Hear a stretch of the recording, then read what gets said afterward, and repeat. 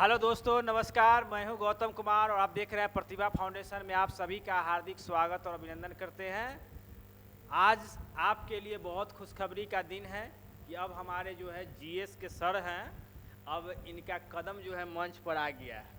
ठीक है, और आज से आप लोग के लिए मॉडर्न हिस्ट्री का जो है सेक्शन यानी हिस्ट्री शुरू करेंगे। सबसे पहले ये मॉडर्न हिस्ट्री आपको एकदम जड़ से खोद खोद के पढ़ाएंगे आज। ठीक है, तो यदि आप जो है बिहार के एग्ज़ाम में बिहार दरोगा के एग्ज़ाम और बीएसएससी और बीएसएससी जीएल 4 की तैयारी कर रहे हैं या किसी भी एग्ज़ाम की तैयारी कर रहे हैं जिसमें आपको काफ़ी इम्पोर्टेंट इतिहास तो सबसे ज़्यादा इम्पोर्टेंट पार्ट होता है, ये बात तो आप भी जानते हैं।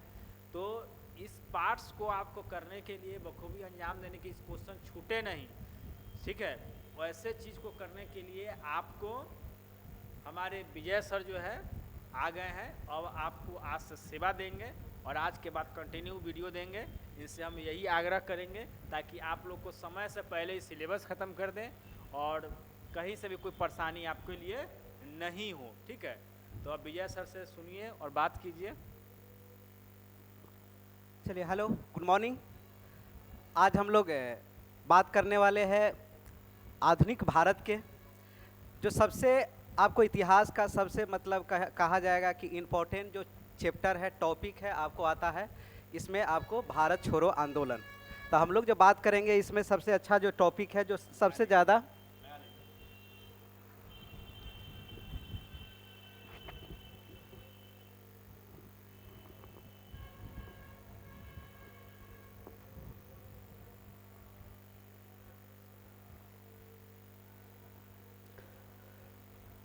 फिर से प्रतिभा फाउंडेशन में आपका हार्दिक स्वागत है। आज हम लोग बात करने वाले हैं आधुनिक भारत का।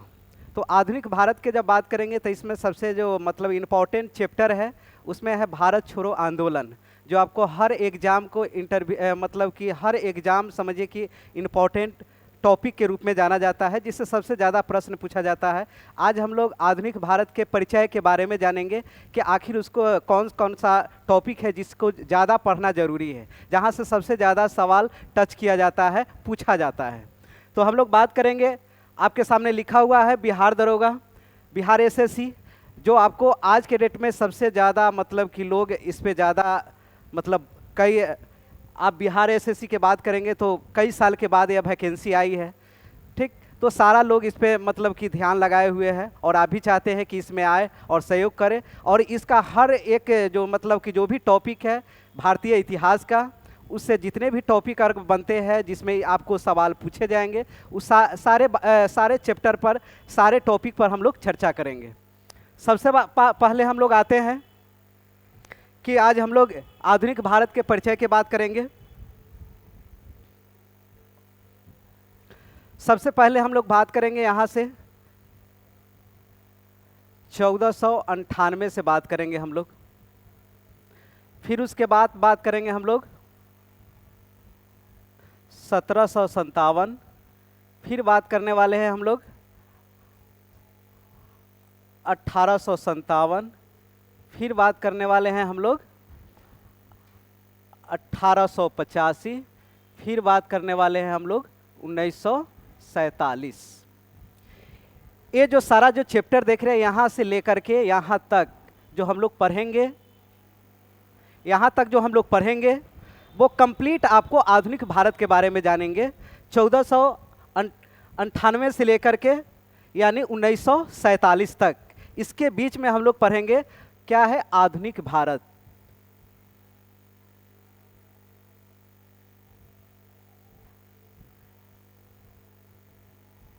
यह है आपका आधुनिक भारत, जहां से हम लोग पूरे चैप्टर के बारे में पढ़ना है 1458 से लेके कंप्लीट 1947 तक। अब आते हैं कि इसमें पढ़ना जरूरी कौन कौन सा है। तो हम इसको जो बांटेंगे, हम लोग इसको ए में बांटेंगे, इसको बी में बांटेंगे, इसको सी में बांटेंगे और इसको डी में बांटेंगे। इस तरह से हम लोग पार्ट बाय पार्ट इस चैप्टर को पढ़ेंगे। सबसे पहले हम लोग बात करेंगे इसमें 1458 से लेकर 1757 तक के बात करेंगे। तो इसके बीच जो है आप देखेंगे कि ज़्यादा कुछ नहीं है। सबसे पहले इससे पहले पढ़ने से पहले हम लोग जो टॉपिक, मेन टॉपिक जो पढ़ना है यहाँ से लेकर के यहाँ तक, आप जो देखेंगे यहीं से है भारत छोड़ो आंदोलन। यानी भारत छोड़ो नहीं कहिए इसको, भारत स्वतंत्रता आंदोलन।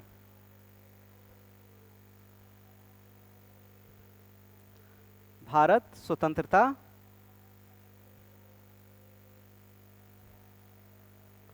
आंदोलन। अब क्या है, यहां से जब देखेंगे कि यह सबसे ज़्यादा मतलब इससे सवाल आपको पूछा जाता है, इससे लगभग सवाल आपको पूछा जाता है, 90% सवाल इसी से पूछा जाता है। बाकी आपको यहां से लेकर के यहां तक देख लीजिए, यहां से लेकर यहां तक जो सवाल है वो ज़्यादा नहीं, और यहां से यहां तक या ज़्यादा से ज़्यादा आपको यहां से 10% सवाल पूछे जाते हैं कोई भी एग्जाम में। आप देखिएगा नज़र उठा के। तो हम लोग जो टॉपिक शुरू करेंगे यह यहाँ से शुरू करेंगे, 1857 से लेके 1947 पहले पढ़ेंगे, जहाँ से सबसे ज़्यादा सवाल पूछे जाते हैं। अब देखिए कि 1757, अब यहाँ से हम शुरू करते हैं कि 14 से आज हम लोग परिचय करते हैं कि जो इम्पोर्टेंट टॉपिक है, जो क्या क्या पढ़ना है हमें। सबसे पहले करेंगे 1458 के बाद करेंगे। तो यहाँ से जो पढ़ना है, पहला जो पढ़ेंगे हम लोग पुर्तगाल के बारे में, कब आया, कैसे आया, क्या किया। उसके बाद हम लोग पढ़ेंगे डेन के बारे में,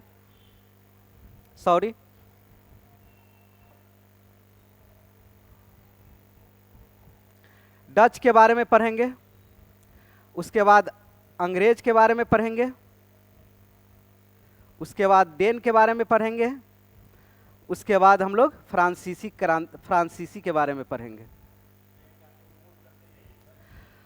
और इसको आप नोट करते जाइएगा, जो टॉपिक है हम लोग ए बी सी डी में बांटे हैं, और इसको हर टॉपिक एक शुरू करेंगे उस टॉपिक से, और हर टॉपिक पर चर्चा करेंगे। जो इम्पोर्टेंट जो टॉपिक होगा उस पर पहले चर्चा करेंगे।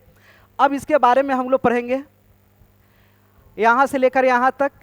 अब उसके बाद जो 1757 से लेकर 1857 तक जो हम लोग पढ़ेंगे, यह जो गैप है लगभग आपको 100 वर्षों का है। कितना वर्षों का है दोस्तों? 100 वर्षों का है।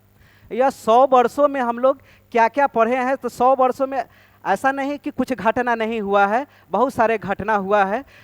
अब क्या है कि 1897 में हम लोग मानते हैं कि यह भारत का प्रथम स्वतंत्रता आंदोलन कहा जाता है। प्रथम क्या कहा जाता है? स्वतंत्रता आंदोलन कहा जाता है। स्वतंत्रता आंदोलन कहा जाता है, क्योंकि भारत में बड़े पैमाने पर अगर कोई आंदोलन हुआ है तो कब हुआ था? 1857 में हुआ था। यहीं से माना जाता है कि भारत का प्रथम स्वतंत्रता संग्राम शुरू होता है। लेकिन उससे पहले 100 वर्षों में बहुत सारे, मतलब क्या है कि 100 वर्षों में यादा कादा सरकारी नीतियाँ के विरुद्ध छोटे छोटे बहुत सारे विद्रोह हुए हैं, जिस विद्रोह के बारे में हम लोग थोड़ा सा इसमें चर्चा करेंगे। कि इस विद्रोह में आप देखेंगे कि सन्यासी विद्रोह, उसके बाद आएंगे हम लोग पाइका विद्रोह,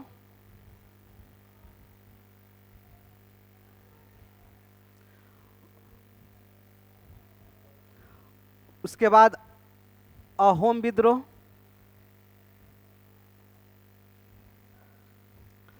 उसके बाद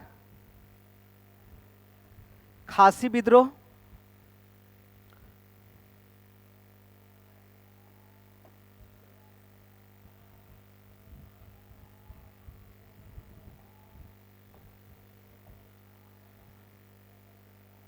उसके बाद हम लोग देखेंगे रामोसी विद्रोह,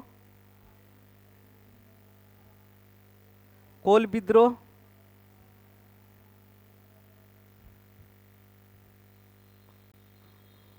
उसके बाद फरायजी विद्रोह, उसके बाद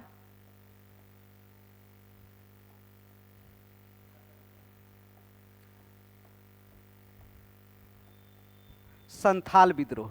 ये सारे विद्रोह आपको 1857 से पहले हुआ था, जो छोटे छोटे स्तर पर हुआ था। यानी कहा जाता है कि यह मतलब कि सरकारी नीतियों का यादा कादा मतलब कि नीतियों का विरोध हुआ है, मतलब छोटे छोटे क्षेत्र में विरोध हुआ है। किसके खिलाफ? अंग्रेजों के खिलाफ। अगर इसमें अगर थोड़ा सा जोड़ेंगे तो अंग्रेजों प्लस क्या है आपको साहूकार और जमींदार के खिलाफ। क्यों हुआ था? क्योंकि साहूकार और जमींदार जो था वो क्या करता था, वो अंग्रेजों का चमचागिरी करता था, जिसके कारण इनके खिलाफ ही हुआ था। क्योंकि यह जमीनी स्तर पर यही शोषण करते थे, वो तो करते ही थे। तो इसके कारण यह सारा विद्रोह हुआ था 1857 से पहले। तो ये सारे जो विद्रोह हुए थे इनको राष्ट्रीय मतलब या प्रथम स्वतंत्रता संग्राम के रूप में नहीं जाना जाता है, लेकिन हम लोग यहाँ से पढ़ेंगे 1857 का जो क्रांति है, यह जो है भारत का प्रथम स्वतंत्रता संग्राम या क्रांति या आंदोलन कहा जाता है, जहाँ से हम लोग पढ़ेंगे। तो ये सारे आंदोलन है। अब यहाँ एक चर्चा का विषय बना हुआ है, आप देखेंगे कि चर्चा का विषय क्या है, उस पर हम लोग चर्चा करेंगे। पाइका विद्रोह के बारे में, मतलब आज देश में सबसे ज़्यादा चर्चा का विषय बना हुआ है, हम लोग बात करेंगे।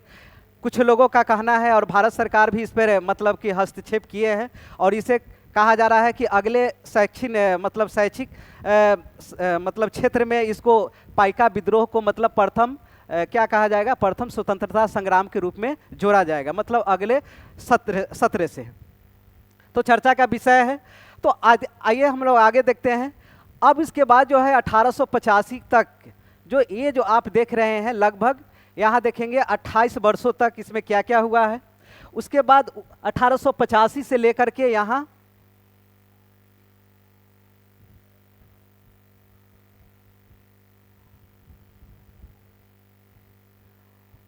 1947 तक, या 1947 तक। अब इसको भी हम लोग देखेंगे तो कई पार्ट में बांट के पढ़ सकते हैं। अब इसको देखेंगे, डी ग्रुप को जो बांटेंगे 1885 से लेके 1947 तक। आइए हम अगला स्लाइड में इसको थोड़ा सा समझाने का प्रयास करते हैं। अब देखिए यहां से हम लोग पढ़ेंगे 1885 से लेकर के ठीक 1947, पार्ट डी के रूप में इसको पढ़ेंगे हम लोग। जब इसको हम लोग पढ़ेंगे तो सबसे पहले इसको देखेंगे कि इसको हम 3 चरण में बांटेंगे।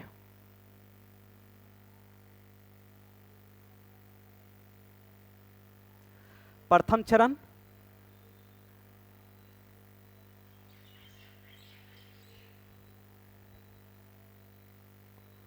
द्वितीय चरण, उसके बाद आएंगे तृतीय चरण। तृतीय चरण 3 चरणों में इसको बांट के हम लोग पढ़ेंगे। प्रथम चरण में जब बात करेंगे तो 1885 से लेकर के 1905 तक, यह जो काल है इसको हम लोग कहते हैं उदारवादी।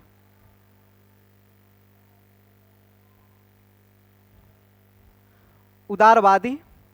द्वितीय चरण के जब बात करेंगे हम लोग, तो दूसरे चरण में जब बात करेंगे हम लोग, तो यह जो पढ़ेंगे 1905 से लेके 1919 तक, इसको हम लोग कहते हैं उग्र राष्ट्रवादी।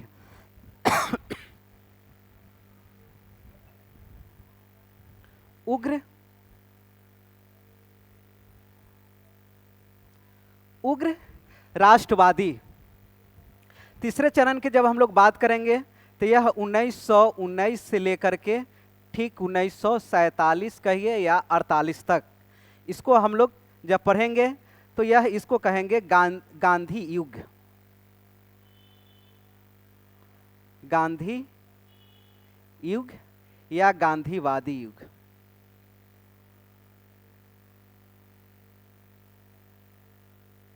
गांधीवादी युग। हम इसको 3 चरणों में बांटकर पढ़ेंगे। यहाँ से समझ में 1885 से लेकर 1905 तक पढ़ेंगे, यह उदारवादी के बारे में पढ़ेंगे। 1905 से लेकर 19 तक जो पढ़ेंगे उग्र राष्ट्रवादी, जब लोगों के चरम पर राष्ट्रवाद की भावना लोगों के अंदर चरम छू रहा हो, जब देश के प्रति कुछ करने का जज्बा पैदा हो जाए कुछ करने का, तब यह इसको कहते हैं उग्र राष्ट्रवादी। मतलब देश के लिए वो मरने पर भी क्या है, तैयार हो जाता है। उसके बाद आ जाता है 1919 से बाद 1947 तक यह जो काल कहलाता है यह गांधी युग के रूप में जाना जाता है या गांधीवादी युग के रूप में जाना जाता है। तो इस तरह से हम लोग बांट के पढ़ेंगे और हम लोग ग्रुप बाय बांट के पढ़ेंगे। जो ज़्यादा इंपॉर्टेंट है उसको हम लोग पहले बात करेंगे उस पे, उस टॉपिक पे, उसके बाद धीरे धीरे हर टॉपिक पे हम लोग बात करेंगे।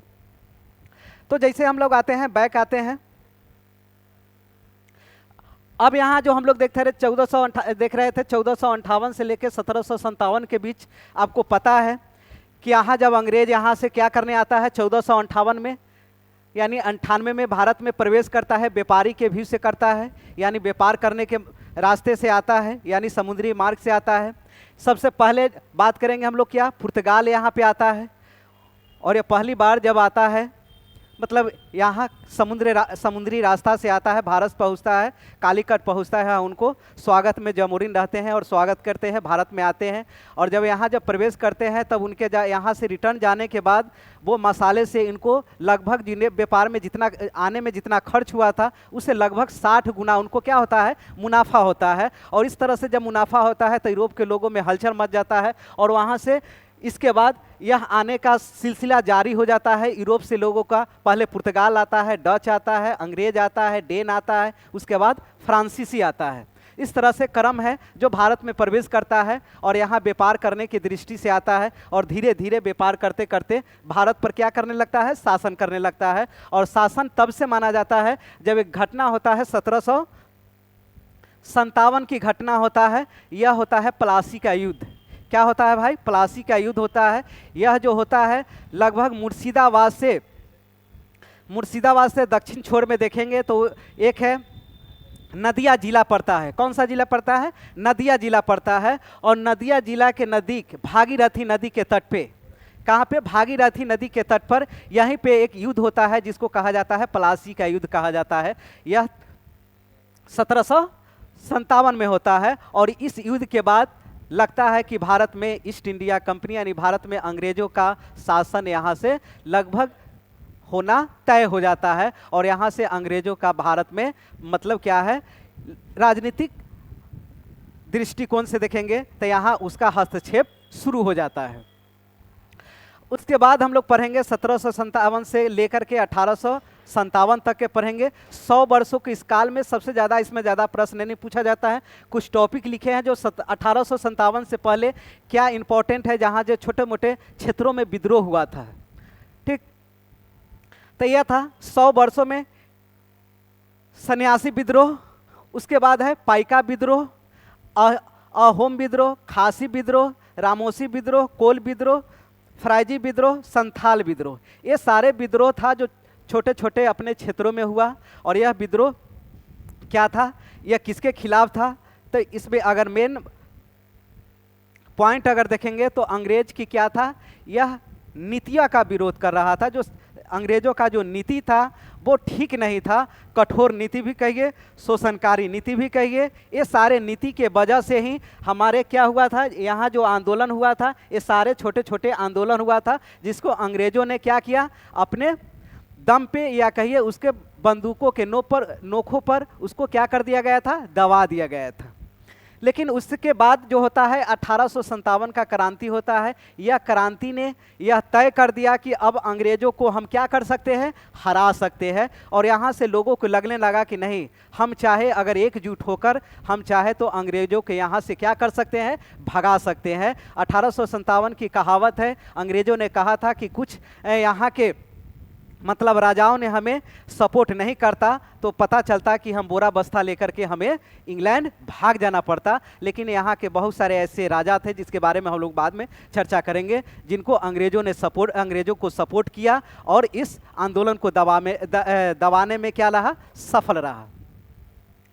अब आते हैं हम लोग, अब उसके बाद 85 से शुरू होता है। 85 के बाद में 1885 के बारे में थोड़ा सा जान लेते हैं कि 1885 में क्या होता है, भारतीय राष्ट्रीय कांग्रेस का गठन होता है। और यहाँ से गठन होता है, यह अंग्रेजों का एक चाल होता है। अंग्रेज ने यह गठन करने का यह मतलब उनका मकसद था या उनका जो प्लान था या समझिए कि उनका भविष्य का जो प्लान था कि अगर इस संस्था के बदौलत हम क्या कर सकते हैं, सारे लोग से बात नहीं कर सकते हैं, लेकिन छुटपुट जो हर क्षेत्र में जो फैले हुए नेता है उसको एक मंच पर लाकर उनकी समस्या पे बात करेंगे, वहाँ की समस्या को बात करेंगे और उसको सॉर्ट आउट कर देंगे उस नेता के बदौलत।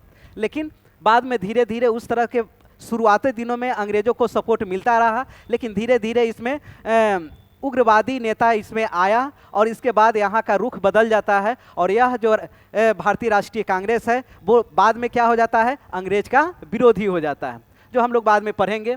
उसके बाद यहाँ से शुरू होता है गांधी युग के बात करेंगे 1919 से लेकर के 1947 तक।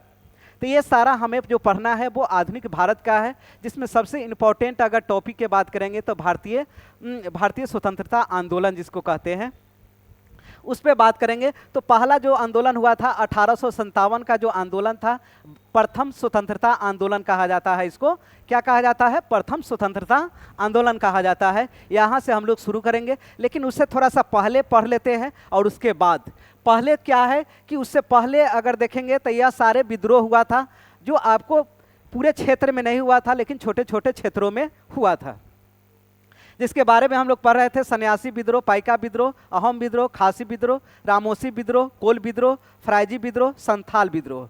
तो दोस्तों ये सारे जो हम लोग जो टॉपिक है देख रहे हैं, नेक्स्ट जब पढ़ेंगे तो हम लोग सारे, आज हम लोग सिर्फ परिचय के बारे में देख रहे हैं कि क्या क्या पढ़ना है, और आगे जब यह जो है यह वीडियो आप लोग दोस्तों के बीच शेयर करेंगे, अब जो आगे आएगा, जो अगला जो टॉपिक आएगा वो टॉपिक बाय टॉपिक हम लोग पढ़ाई शुरू करेंगे। तो इसमें हम लोग दो पॉइंट के बात करेंगे, सन्यासी विद्रोह और पाइका विद्रोह के बारे में आज हम लोग पढ़ेंगे। इसके बाद जो नेक्स्ट जो है हम लोग नेक्स्ट वीडियो में पढ़ेंगे। तो सबसे पहले जब हम लोग बात करेंगे दो विद्रोह के बारे में बात करेंगे। पहला बात करते हैं हम लोग सन्यासी विद्रोह का।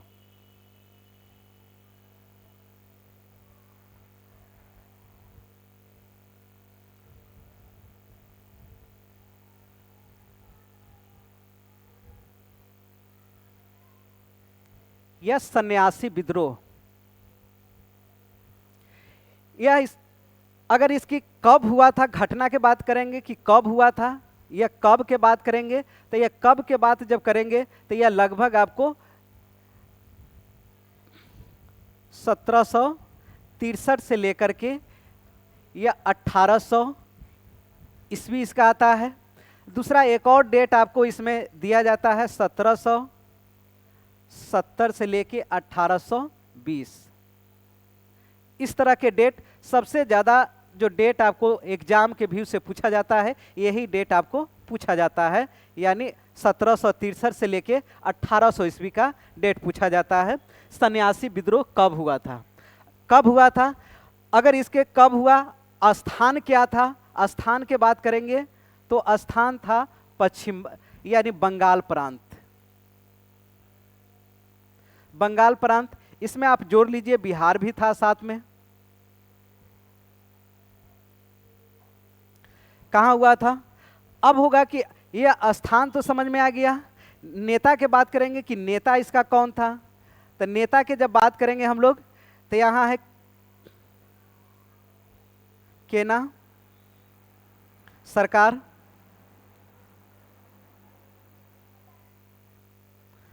केना सरकार। दूसरा है दिरजी नारायण। यह दो व्यक्ति था जिसको इस आंदोलन को क्या किया था, आगे बढ़ाया था। अब इस आंदोलन को आगे बढ़ाया था, अब उसके बाद देखेंगे कि कारण क्या था, कि इस सबसे इंपॉर्टेंट कारण देखेंगे कि मेन कारण क्या था, इस आंदोलन का होने का कारण क्या था। तो कारण के अगर कारण में जाएंगे तो आपको पता चलेगा कि कारण क्या था। तो यह कारण जो था समझा जाए कि यह 1770 में यह भयंकर अकाल हुआ था। क्या हुआ था, भयंकर, यानी इसको कहिए भयंकर या भीषण अकाल पड़ा था, भीषण अकाल पड़ा था, यानी भयंकर अकाल पड़ा था। और अकाल के कारण क्या हुआ था कि बहुत सारे भूखमरी के कगार पे चल गए थे, जिसके कारण क्या हुआ था कि लोगों को अन्न नहीं था, खाने के लिए भोजन नहीं था। तो बहुत लोग क्या क्या किया, इसमें इसमें क्या है कि यानी दो, यानी हिंदू और मुस्लिम, हिंदू प्लस मुस्लिम, हिंदू और मुस्लिम मिलकर के सन्यासी का रूप लेकर के यह ग्रुप बनाया, 10 लोगों का 20 लोगों के लगभग। यह धीरे धीरे 1770 के बाद यह हजारों की संख्या में सन्यासी के रूप में आया। और मतलब इसमें था क्या, तो बात करेंगे कि सन्यासी के रूप में इन्होंने लूट मार करता था। लूट मार मतलब कि लूट मार का मतलब क्या था, अन्न को, जैसे कि पहले क्या था कि अमीरों को अन्न भंडार को लूटना। धीरे धीरे जब अमीरों के अन्न भंडार लूटने के साथ साथ इनके ग्रुप में हजारों की संख्या में लोग आ गए, तो उन लोगों ने क्या करने है, सरकारी जो भी सरकारी पदाधिकारी था उसके घरों पर, उसके गोदामों पर, ठीक ना, सरकारी खजानों का जहां अन्न भंडार रखा होता था वहां इन्होंने क्या करता था, लूट करता था। और लूट करके कभी कभी क्या था, गरीबों के बीच यह बांटा करता था। तो इस तरह से यह सन्यासी विद्रोह जो था पूरे बंगाल प्रांत में इस तरह से हजारों की संख्या में इन्होंने लूटमार करना शुरू किया। जब अंग्रेजों को इस तरह के पता चलता है तब अंग्रेजों ने इस आंदोलन को क्या करता है, दबा दिया जाता है। तो इस तरह से सन्यासी विद्रोह पूरे बंगाल में था। और यह सबसे ज़्यादा कारण, अगर इसमें थोड़ा सा अगर अंदर कारण में जाएंगे तो इसका कारण ऐसा नहीं है कि भूखमरी के साथ साथ यहाँ सामाजिक, आर्थिक और राजनीतिक कारण भी था, जिसके कारण लोगों को शोषण, दमनकारी नीति, ठीक ना, ये सारे वजह था जिसके कारण लोगों ने सन्यासी का भेष बदल के इन्होंने अन्न भंडारों पर हमला करना, अन्न भंडारों को लूट लेना और लोगों को, और इस तरह से सन्यासी विद्रोह चला। और बाद में क्या होता है कि यह सन्यासी विद्रोह अंग्रेजों ने इसको क्या कर दिया जाता है, दबा दिया जाता है। तो हमें इसमें से 3-4 चीज जो है हमको जानना जरूरी है।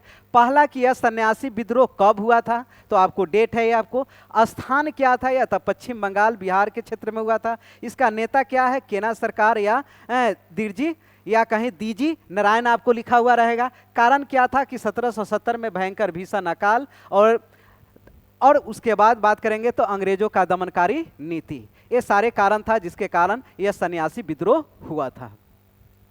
दूसरा विद्रोह के बारे में हम लोग बात करेंगे तो सबसे चर्चित पाइका विद्रोह।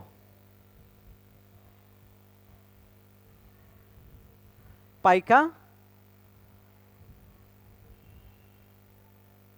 विद्रोह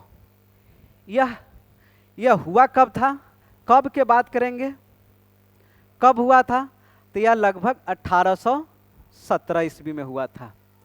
आज के बात करते हैं पाइका विद्रोह क्यों चर्चा में है, इस पे हम लोग बात करते हैं कि आज के डेट में चर्चा इसलिए है कि उड़ीसा के क्षेत्र में यह खुर्जा एक जगह है, खुर्जा जिसको बोला जाता है, आज हम लोग उड़ीसा के नाम से जानते हैं।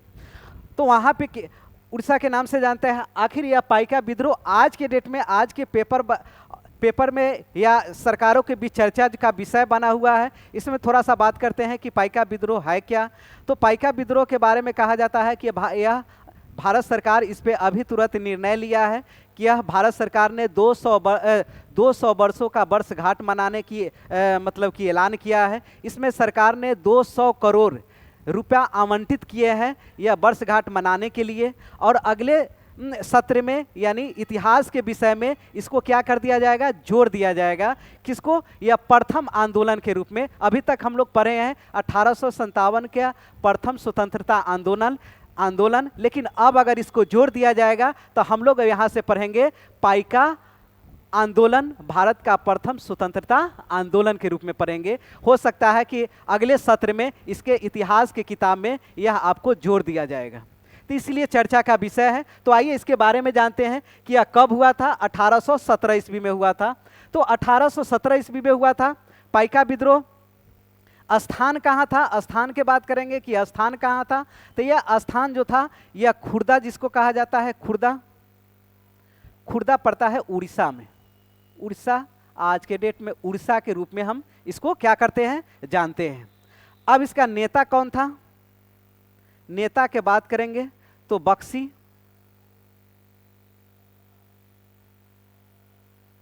जगबंधु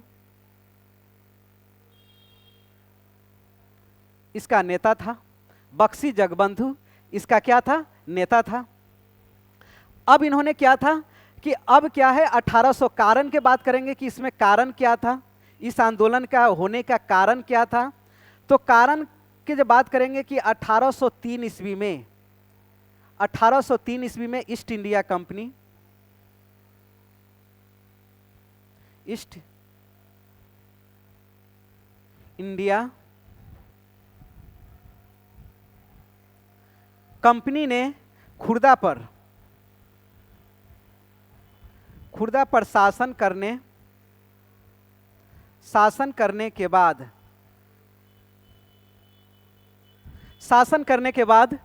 क्या होता है कि शासन करने के बाद, खुर्दा पर शासन करने के बाद अब वहाँ क्या है कि उसके बाद क्या होता है, पाइका जनजाति है।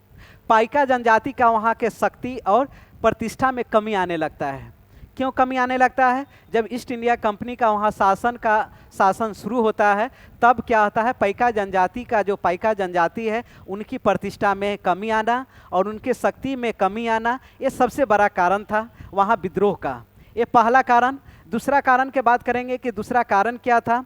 दूसरा कारण की बात करेंगे तो दूसरा कारण में आप देखेंगे कि मतलब कि सरकार की नीतियाँ, यानी नीतियाँ क्या है, शोषणकारी नीतियाँ। दूसरा है दमनकारी नीतियाँ।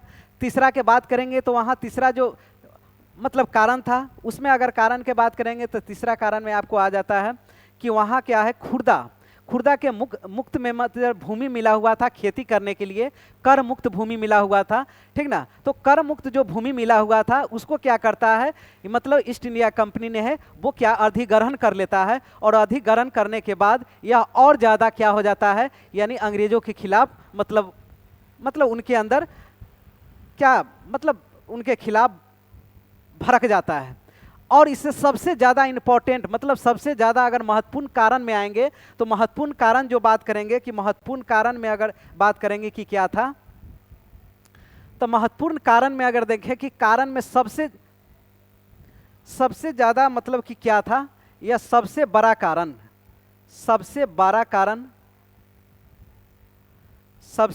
कारण में जब आएंगे, सबसे बड़ा कारण तो कारण में सबसे बड़ा कारण क्या था, कौरी के नाम सुने होंगे। कौरी मुद्रा प्रचलित था। इस जनजातियों के बीच कौन मुद्रा प्रचलित था, कौरी मुद्रा प्रचलित था। कौरी मुद्रा प्रचलित था। इसको क्या कर दिया जाता है, समाप्त कर दिया जाता है। जब इस तरह से समाप्त कर दिया जाता है तो लोग ने भड़क जाता है अंग्रेजों के खिलाफ। यह सबसे बड़ा कारण माना जाता है जब कौरी मुद्रा को समाप्त कर दिया जाता है और यहाँ से चांदी मुद्रा प्रचलन में होता है। चांदी इन मुद्रा प्रचलन में आता है, जिसके कारण लोगों को सबसे बड़ा यहाँ समस्या खड़ा हो जाता है और यह सबसे बड़ा कारण माना जाता है। और सारे नीति है जिसके कारण यह मतलब क्या होता है, पाइका विद्रोह होता है और अंग्रेजों के खिलाफ होता है। तो इस तरह से पाइका विद्रोह था, आपने सुना। और चर्चा का विषय पाइका विद्रोह से आपको सवाल पूछा भी जाएगा, इसलिए पूछा जाएगा कि अभी चर्चा का विषय बना हुआ है। तो दोस्तों, अगर आप इस वीडियो को आप लोग देखेंगे और आगे जो हम लोग टॉपिक देखेंगे, वो जो आपको जो बच गया है, जो छोटे छोटे विद्रोह जो था, उसके बाद है अहोम विद्रोह, उसके बाद रामोसी विद्रोह, खासी विद्रोह, संथाल विद्रोह, ये सारे विद्रोह हम लोग नेक्स्ट चैप्टर में हम लोग इसको ख़त्म करेंगे। तो आज हम यहाँ तक हम आज क्लास को यहीं क्या करते हैं, स्थगित करते हैं। नेक्स्ट मिलते हैं फिर। धन्यवाद।